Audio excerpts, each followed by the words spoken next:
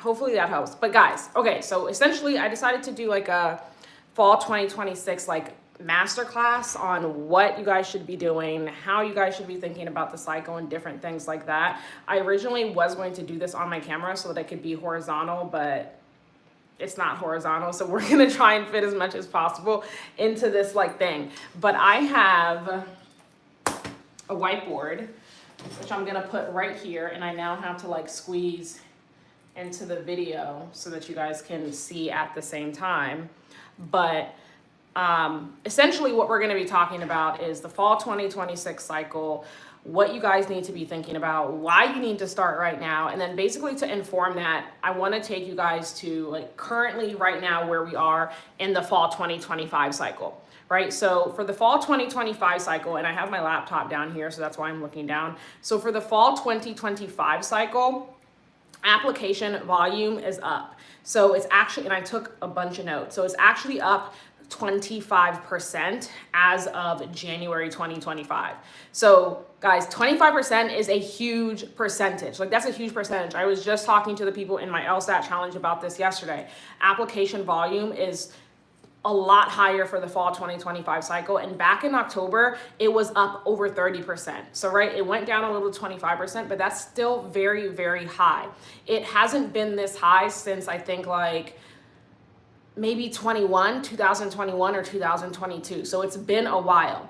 But not only is it, up 25%, the number of people who are scoring higher is also up, right? So people who are scoring 160 and over and 170 or over, that is in the double digits as well. Like that's up 20 or so percent as well. So not only do you have a larger number of people applying to law school, you also have a larger number of people with strong LSAT scores applying to law school, right? And so this is across the board. This is to all of the law schools across the country. Let me see. First generation students saw a 24% increase.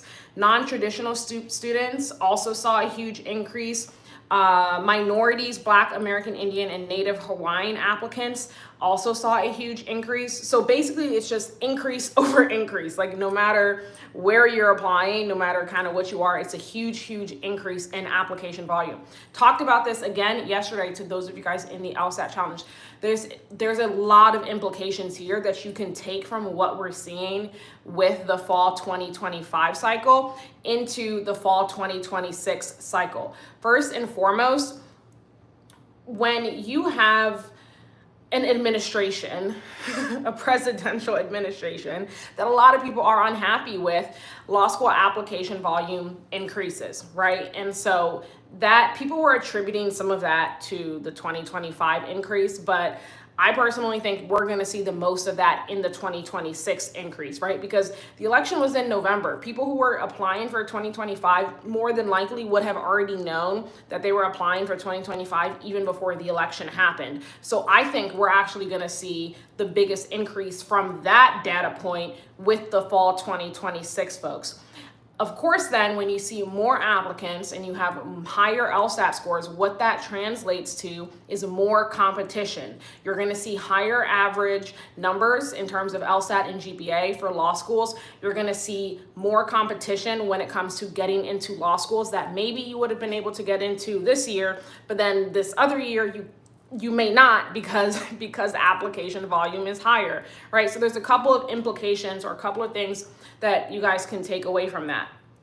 First and foremost, applying early for this 2026 cycle is going to be of the utmost importance. And I personally just think regardless of where you are, regardless of if you have a strong GPA, strong LSAT, whatever it may be, everyone should aim to apply early in the cycle. Right? Just everyone, because again, there's just so many benefits to applying early in the cycle. I mean, I can go on and on about the different benefits, but just some of the most important ones applying early is scholarships, right? Because if you want to the best of your ability, qualify for over half tuition or even like $40,000 or even $50,000 to go to law school when law school is six figures to go to law school, if you're applying early with a stronger application, you have a higher likelihood of being considered for more money, right? So a lot of my clients now have received half tuition scholarships to schools like Columbia, have received like scholarship interview. One of them just messaged me today, received a scholarship interview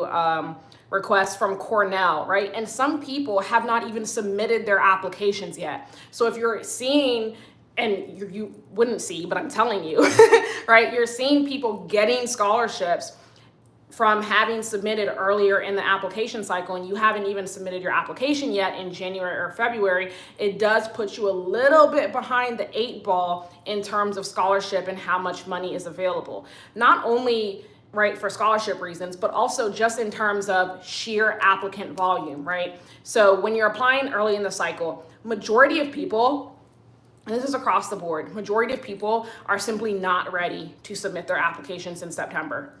They're not ready.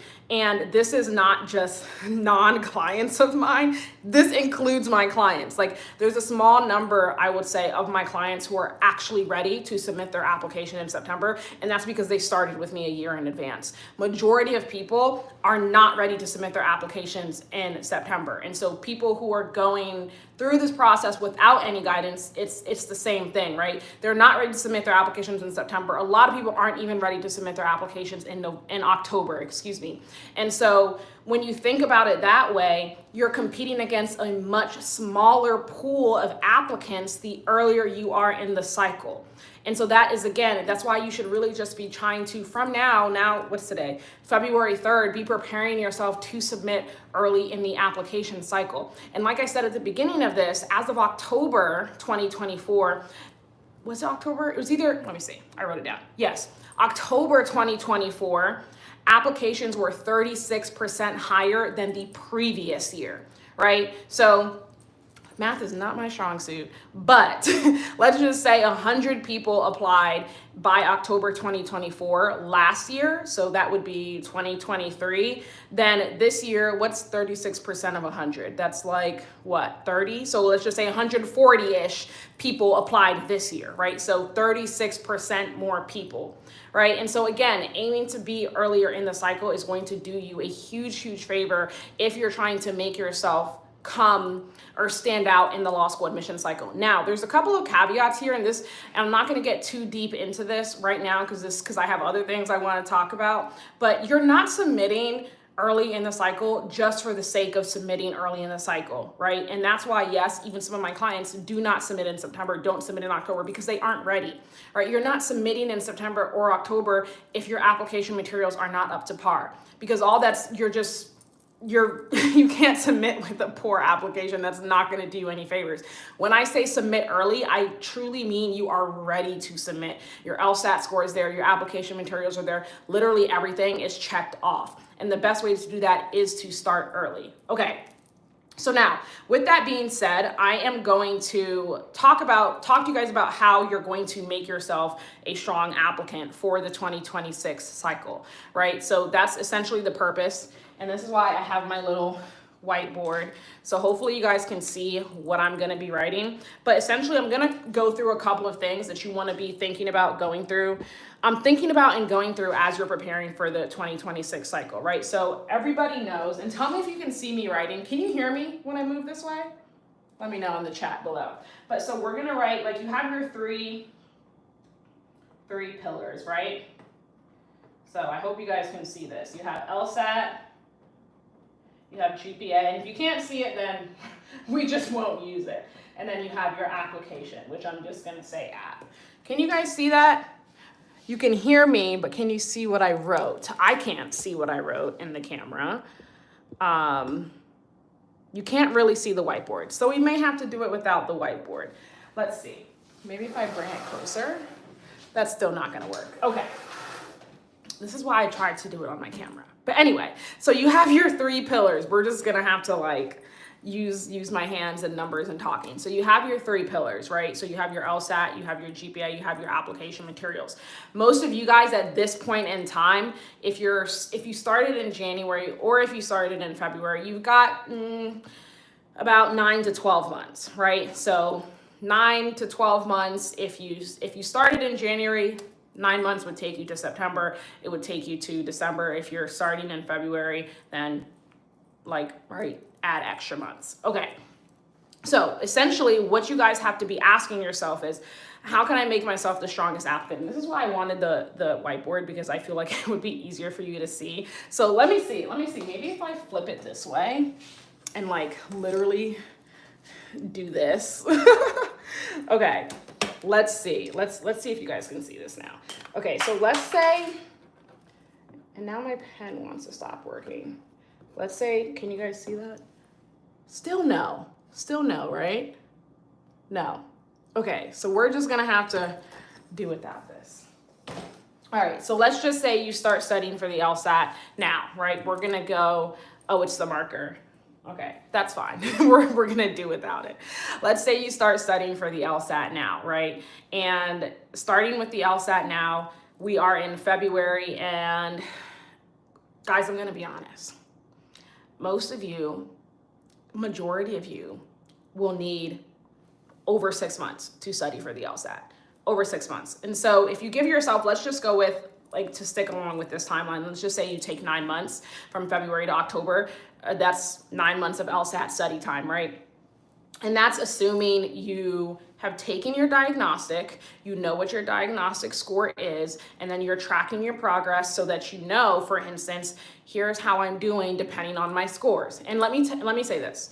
If you take a diagnostic and you are over 10 points away from your goal score, you will more than likely need more than 6 months to study for the LSAT. So, I mean, that alone is why everyone should have already started. You will more than likely need more than 6 months to study for the LSAT. Some of my best clients who scored in the high 160s, who scored in the high 170s, actually studied for the LSAT for a full year, right? Minimum, I would probably say 8 to 9 months, minimum. And obviously that is with you adjusting your LSAT study hours, adjusting your LSAT study schedule. For some of you, you're not gonna necessarily have all the time in the world because you work full time, right? Or you've got a family, which a lot of my clients do. And even if you're an undergrad, if you're attending school full time, whatever. So you're not gonna have 40 hours per week to study for the LSAT, and you shouldn't, right? You shouldn't be studying that much anyway. So anyway, point is, from now through, let's just say the end of the year, which is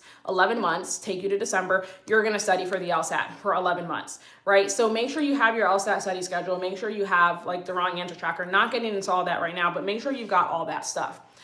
The biggest mistake people make is underestimating the amount of time they need to prepare their application, which is why a lot of people, once it comes time to submit, they decide, I'm just going to defer to the next cycle, is because they underestimate the amount of time they need to prepare for a strong law school application cycle. So you have your LSAT study timeline from February to December, which is 11 months. Guys, while you are doing that, you also have to do application prep. And this is the part that a lot of people skip, and this is the part that actually makes someone a strong applicant. So I'm going to kind of take you from the top here, right? And this is what I do with my law school clients. First and foremost, you have to understand your goals. If you don't understand your law school goals, you're not going to be a strong law school applicant. Why? Because different law schools can get you to different career outcomes. And so you are setting up your schedule, you're setting up your goals according to the school you want to go to, right? So a lot of you guys probably want to go to big law. A lot of you probably want to be an honors government attorney. That's like AUSA or whatever, something along those lines. Maybe you want to go in the SEC or CFPB, whatever it may be. Some of you want to land federal clerkships. Lots of my clients want to do federal clerkships. Some of you maybe want to be in-house at Fortune 500 companies, different things along those lines, right? There are a select few schools that can get you to those goals, right? And so what you are doing is, one, you're understanding where your goals are and then setting yourself up to get into those schools. And this is what a lot of people miss. And some of you on here may have done this. A lot of people will just kind of jump into creating a law school list without any guidance, without first understanding, here are my goals, without first going through this checklist or the steps essentially on how to choose a proper law school. So for example, let me tell you, if you are interested in, I'm going to use big law because most people are interested in big law. If you're interested in big law, there are about 15 to 20 maybe schools that can land you a big law job, even if you are not top of your class as a law student. even if you're not top of your class. And I say this to everyone, I say this all the time. You never want to go to a school and bank on being top of your class in law school, because law school, you're graded on a curve. You can try as hard as you want and you don't know where you're gonna land. So that's not what you want to do. At the application stage, you want to understand, what are these schools that can set me up to land a big law job, right? Because you've already gone through the step of understanding your goals and then tailoring your application plan to getting into those schools. And you're probably like, Sephora, what do you mean by tailoring your application plan? Like, isn't it just one application, right? Because people don't understand. Yes, there is one application, but there's many different ways to go about it, right? So these three pillars, your LSAT, your GPA, your application, generally speaking, those are going to be the same, but it's the application prep and it's the before you get into all of that stuff, or the during, I should say, because you're kind of doing all these things at the same time, that you're going to go in and be doing research on. So for example, when you're building a law school list, the number one most important thing is employment outcomes, right? That's the number one most important thing. And that's why you have to understand your goals. Because if you don't understand your goals, you're not going to be able to gauge employment outcomes from a school in order to know if it's a good school to include on your list, right? And so that's why the understanding your goals is the number one thing. The next thing that you also need to consider is like, okay, where do I stand in respect to these law schools that I have now created on my law school list based on my goals and based on employment outcomes? And if you are falling short, which means you're evaluating yourself and saying like, oh, I'm falling a little short here, then how else can you add schools to that list to make sure that you still have that chance to reach that goal? And again, this is like part of application prep. These are the other factors you have to start looking into. Oh, like maybe I need to start thinking about geography. Maybe I need to add some sleeper schools to my list. Maybe I need to think about more networking. Maybe, right? You have to figure out where you need to fill in gaps. If solely based on your evaluation of yourself, being your LSAT score and your GPA, you're not necessarily being super competitive for that school. You're working to make yourself competitive for the schools on your list, or I should say in addition to, because you should really be doing both. You are adding more schools to that list that can get you to those goals that you have decided, right? So let me give you a concrete example. Someone who wants to, let's say, I'll give you actually I'll give you an example of one of my clients because it's just easiest, right? So this client is currently a 2L in law school. And when I was working with them on their application, I remember they came to me and they had multiple full ride offers, but I'm going to give you two schools in particular. They had a full ride offer from Boston University, and they had a full ride offer from, where was the other one? A school in DC, one of the schools in DC, and it wasn't Georgetown. And I remember when we were talking about this, right, because we had already built their list according to their goals, which was big law. And we were talking about this, and they wanted to go to that school in DC because they wanted to land big law in DC. Ultimately, I told them no. Right? I didn't tell them no. I gave my suggestion, gave my recommendation, and it's completely up to my clients to listen or not to listen. But I told them, I think you should actually go to Boston University. Boston University carries more weight and is more likely to get you to your goals than the school in DC, even though it's located in DC. And that's what I mean when I'm talking about tailoring your law school list to your goals. So anyway, fast forward. They went to Boston University. They were not top of their class, and they did land a DC big law job.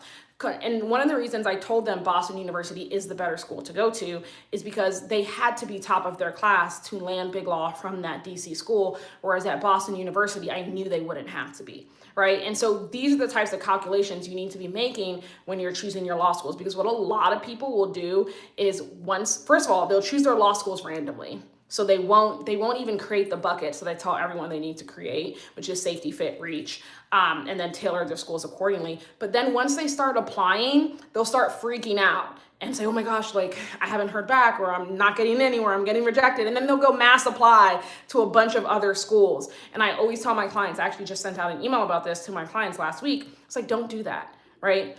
We built a application list that is tailored to your goals, and it includes enough safeties, it includes enough fits, it includes enough reaches that can get you to your goals, right? And so don't go mass apply to these other schools because, you're kind of just getting anxious. And that's really what it is. That's why you do this on the front end. And yes, guys, you were doing all of this while you were studying for the LSAT, right? Because again, the mistake everyone makes is they underestimate the amount of time. If you wait to start doing all of this until the summer, you won't have time. You will not have time, right? Because in the summer, that's writing time. Like that is writing time. All this prep stuff, this is now time. This is now. Okay, so let's see what's next on my list. I talked about researching law schools. I talked about creating your law school list. Next is application prep. Guys, too many people skip application prep. So application prep is your weaknesses, it's your strengths, it's your soft factors, it is brainstorming, it is outlining. So I'm gonna because I'm already at like 23 minutes. I'm just running my mouth. But I'm gonna kind of give you essentially an overview of why application prep is so important. Some of you guys have low GPAs, that's a weakness. Some of you guys have speeding tickets or been in trouble with the law or DUIs or whatever it may be, and other been expelled or been academically dismissed or got fired from a job, right? Like a whole host of things. Some of you guys have that. That's a weakness. Some of you guys have I said low GPA. Some of you guys inevitably, because that's just, it is what it is. Some of you guys are going to have low LSATs, right? And there's a whole bunch of other weaknesses. Some of you guys don't have any volunteer experience. Some of you guys don't have any work experience. Some of you guys, right? And some of you guys have multiple of these things. And those are all weaknesses. Those are all weaknesses. And you can't just ignore those weaknesses if you're aiming for especially top law schools. You can't just ignore those weaknesses. And I'll get into this when I talk about writing. You're also not addressing these weaknesses in your application materials. This is the biggest mistake I see all the time, is people trying to or wanting to talk about their low GPA in their personal statement. No, that's not what it's for. That's not what it's for. Or talk about their academic dismissal in their personal statement, or that's not what it's for, right? So anyway, the application prep season, this I always say depends on the person, because for some people it's going to be like a 3-month type of thing. For other people, it's going to be a little bit quicker. It's going to be a little bit more instant. But I usually just say, just plan for 3 months, right? Because again, a lot of you work full time. You have other commitments. So you can't be spending 5 hours towards this plus 10 to 15 hours on LSAT studying each week, right? And so you have to spread these things out, right? You're doing these things over time. So when you're thinking about your different weaknesses, when you're thinking about your different strengths or what you may need to do, you have to start thinking about that. I would say if I had my board, I would have written this all out, but I'm going to try to explain it. So you're studying your LSAT February to December. That's 11 months because we're in February. So I'm saying February. About March to May, so that's that 3-month period, March to May, is that application prep time, which is what I was just talking about, right? All those things that you're doing, the researching the law schools, the creating your law school list, the evaluating your weaknesses, the evaluating your strengths, your soft factors, right? I haven't even talked about letters of recommendation, but that is a part of your application prep, because some of you guys are going to need to tailor your recommendation letter writer to help boost other weaknesses in your application, right? Don't choose your recommendation letter writers randomly. Try to really formulate and think of your application as a pie. I feel like you're gonna hear me say this all the time because I said it all the time last cycle for the fall 2025. Your application is a pie. Every single piece fits together to make the entire pie, right? So your recommendation letters, your soft, some of you are going to have to write some addendums. Some of you are going to need to go track down speeding tickets or whatever it may be. That's this process from March to May. Why do I say March to May? Because June, and really for some of you guys, May, if I'm being honest, but June is writing time. And if you haven't done this application prep, if you haven't done the brainstorming, I didn't even mention brainstorming. If you haven't done the brainstorming, if you haven't done the outlining, you will not be ready to jump into writing in June. And if you're not ready to jump into writing in June, at the latest July, you will not be ready to submit your application in August or September. And I am saying that because I have worked with clients who I started with in July who weren't ready to submit until December, right? I worked with clients who started in February and didn't finish their application until July, right? And so it takes time. And why? Because again, most of you work full time. Most of you have other things going on. These aren't things that are getting perfected overnight or even in 2 or 3 weeks. So you have to give yourself time to do it. So when you're going through the application prep stage, think about your weaknesses. If you have a low GPA, first and foremost, and you've graduated from undergrad, but you're only like 1 or 2 years out of undergrad, how can you find the right recommenders to help mitigate that? What else can you do? Some of my clients, this doesn't work in all cases, but some of my clients, I have them go back and see if they can get some grades changed, right? Some people have 0 extracurriculars while they were in undergrad and a low GPA, and that's a huge weakness because then what were you doing, right? What were you doing in undergrad if you have a low GPA and no extracurriculars, right? And so that's a weakness. And again, you're not addressing these things in your application. You have to find, like in your application materials, you want to find other ways to do so. And that's what we're going through in this application prep stage, because we don't want to be taking away time from the actual writing stage when your writing stage is really, really focused on you, which is what I'm going to jump into next. So your writing stage, ideally for most of you guys, this will happen in May or June, right? And I usually say to budget 3 to 5 months for your writing stage. This is because majority of people write about the wrong things. And I always I can tell so many stories about this, but the one that really just succinctly puts it into perspective is 2 of my clients. Well, one of them is my client, one of them is not my client. So the one who is not my client came to me after she had already applied. She had a 3.7 or 3.8, so a good GPA, and a 172 LSAT. The highest ranking school she got into was in the 40s. By all means, that is a very, very good accomplishment. Like, getting to a school in the 40s is not necessarily easy to do. So it's a very, very good accomplishment. But if you would just look at her stats and see the 3.7/3.8, I don't remember which one, and the low 170s, you would be surprised. And she was surprised, right? And so when she came to me, essentially, that's what she was saying. And her exact words were, I thought the only thing that mattered was my LSAT score. And I can't tell you how many people make that big mistake. If I can scream this from the rooftops or like plaster it on my forehead or plaster it on TikTok or Instagram, I would. If you were aiming for top law schools, your LSAT is not the only thing that matters, right? Top law schools have tons of people who have the LSAT score. They have tons, right? And I mean, I get why people would think it's the only thing that matters, but if you really like take a second to step back and think about it, you would see why it doesn't, right? I have people with 168s, 170s, 176s getting rejected from schools in the 20s, and they're confused as to why. And this is what actually happened with the second person who was my client. She applied for 2024, got rejected from everywhere except, I don't know what rank, except Fordham, and came to me and is now applying for fall 2025. And when she sent me her materials, I was like, well, this is obvious. This is why you got rejected. These suck. You know, I didn't say it like that, obviously. But when you're applying for top law schools, guys, again, and this is why I started the beginning of this with the stats for fall 2025, because it's going to be the same or similar for fall 2026, more than likely. Like, obviously, I'm not 100% correct on that. It's a guesstimate. But just in general, all law school application cycle. I mean, I remember like 2 or so years, not 2 or so years, I think it was the year after I graduated law school, or maybe it was my 3L year in law school, Georgetown was boasting about having 15,000 applications. 15,000 applications, right? And I should have pulled up the numbers here, but I think over 5,000 applicants thus far have scored over a 170. Georgetown has one of the larger law school class sizes, and I think it's in the like 500 or maybe even now 600 range. I don't know. But if over 5,000 applicants are scoring higher than a 170, and a school like Georgetown is only taking 500 people, yeah, they're rejecting tons of people with 170 LSAT scores, right? And it's not just Georgetown, it's any of the T14, and it's a lot of the T20 and T30, right? And that's why a lot of people make the mistake of only focusing on their LSAT. Your LSAT is super important. It's very, very important, and you want to get a high score and you want to work on it.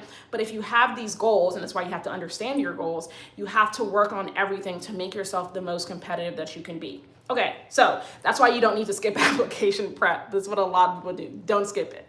Okay, so the writing portion. The writing portion, now, this is my favorite portion.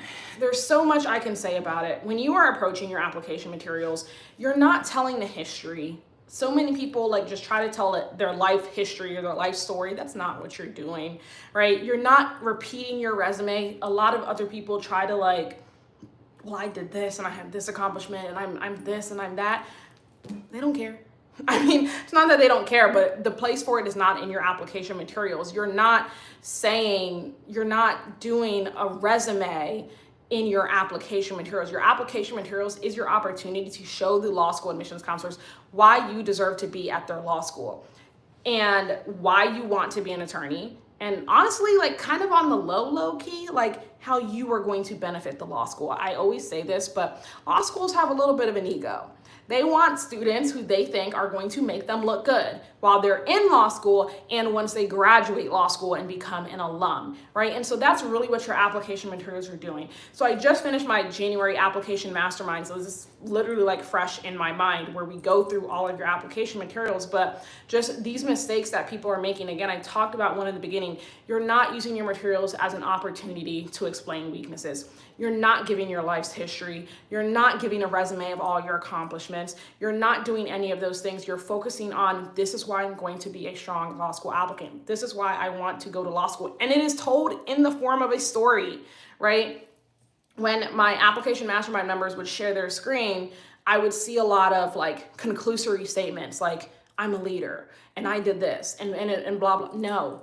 It has to be told in the form of a story, right? And the way I always explain it is if you think about an interview and you're going into an interview for your dream job and you know you want to connect with the interviewer, the best way to do that is to share a story, right? Because we're humans. The people reading your admissions documents, your application, they're human. If you can connect with the person on the other side reading your application, you're going to evoke positive emotions. You have a higher likelihood of getting into the law school, right? And this is why your application materials, they have to tell a story.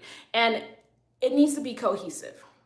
If you're saying one thing in your personal statement, don't contradict it in your diversity statement. Or don't contradict it in an addendum, or don't contradict it in an optional statement, or don't contradict it in your resume. Now, I gave an exact example of this in the mastermind, and I'll kind of give you the shortened version of that example. But if your personal statement, for example, you're saying you told a story about how you want to go to law school to give back because, I don't know, something happened in your life, right? Whatever. That's the story you told. But then your resume, I see absolutely no volunteer experience. That's a contradiction. Because you're telling me one thing here, but then I'm seeing something else here. A more blatant contradiction is what one of my clients wrote about, which I changed, or well, told her to change, is, your what is it? Let's say your diversity statement. By the way, everyone needs to write one, but because it's not just for minorities. That's a whole nother conversation. That's application mastermind conversation. Your diversity statement, one of my clients wrote about how she was a leader and how she was very intellectual and how she was able to like juggle many different things going on in her life. And she told a specific story, right? But then in her addendum, she wanted to write an addendum that I said, we shouldn't write this. But in her addendum, what she initially wrote was essentially how do I frame this? How she didn't have the time to do as well as she wanted to do because she struggled to like understand something and that affected her overall performance, right? That's the gist of it. But again, in that diversity statement, she talked about how she was very intellectual and she had this ability to understand tons of different things going on in her life and handle those different things. So those two things, they contradicted, right? They did not go together. So that's what I mean when I say like your whole application, it has to be cohesive. You can't have one document that contradicts the other. The other thing here that I'll just say briefly before moving on, because I'm running into a lot of time, is you're not being repetitive. Your application materials should not be repetitive. I don't want to see the same thing in one document and then go read about the same thing in another document, okay? But anyway, so all of this, like this is, if it sounds like a lot, I don't want to tell you it's a lot, but it takes time, right? And this is what you should be working on, ideally starting in June, maybe latest July, so that you can have it complete by August/September, at the latest October, right? Because I haven't even talked about optional statements, but optional statements is, especially if you're applying to multiple law schools, you're probably going to need to be writing multiple, especially if you want to do scholarship essays, right? So you have to give your time to do those things. And if you're trying to do everything that I just mentioned in 3 months, that's when people start scrambling and realizing they don't have the time, because they don't have the law school list, the properly researched law school list. They haven't gone through their weaknesses. They haven't gone through their strengths. They haven't tailored their picks for their recommendation writers. They haven't brainstormed. They haven't outlined, right? And they haven't even written or gotten the revisions or done any of those things.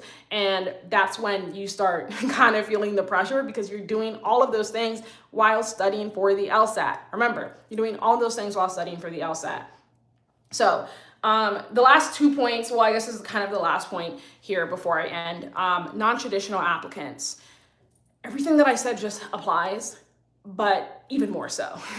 And when I say even more so, what I just mean is you have more to pick from because you are non-traditional, right? You're probably like 3+ years out of undergrad. And so you've probably got a wider range of experience, or you probably got a couple of different things going on. Maybe you're switching from a new career path, which is something you're gonna wanna navigate in your application materials, or maybe you had a lower undergraduate GPA, but that was a while ago, right? So as a non-traditional applicant, what some people tend to do, which I've noticed in some of my clients, is they tend to kind of pick what they think is like the most prestigious that they've done in their career, but that's not really what admissions counselors care to see. Again, you're going back to school, right? They want to know that you're going to be able to perform when you go back to school. They want to know that your interest in the law is sincere. They want to know that you are ready to essentially go back to school and then go into a career that's new from what you were doing before, even if it's not new, right? Making sure that you're still hitting on those same points that I talked about earlier, right? So I hope all of this has made it a little bit more clear on essentially how you should be going about your application cycle. I wish my whiteboard was working, because then you would literally see the timeline. So February to December, or February to November, you're studying for the LSAT. Ideally now through May, or at the latest March through May, is all of that application prep time, right? So again, that's the recommendation letter writers, that's the research, that's the law school list, that's the weaknesses, that's the strength, that's all of your other soft factors, that's getting all of that in order, right? And then June, the brainstorming, the outlining, the writing. So ideally all of this you have ready to be done by the time applications open up in August and early September. So you're hitting submit, and guaranteed, a lot of you are probably going to start. You're going to watch this and actually start, and you still won't be ready to submit until October. You still won't be ready to submit in November, and that's fine, right? The goal is to set a plan so you are ready, or so you are aiming to be ready to apply early in the cycle. What I always tell people, don't plan to apply late. Like, don't plan to apply next January. Set a plan to apply early in the cycle, and if it just so happens that you have to push for whatever reason, don't let it be because of things that were in your control, right? And all of this is in your control. The only thing that's kind of out of your control is your LSAT score, right? But don't let everything else fall by the wayside. And the other thing that I'll say too is, for a lot of you guys as well, I get this question all the time, but Sephora, aren't admissions rolling? And I explained at the beginning of this why that doesn't matter, but you should just generally ignore it. Again, like, application volume is up. If a law school, let's just say, takes 100 people, and in 90 people, they have admitted 90 people by January, there's 10 spots. So guess who they are admitting for those 10 spots?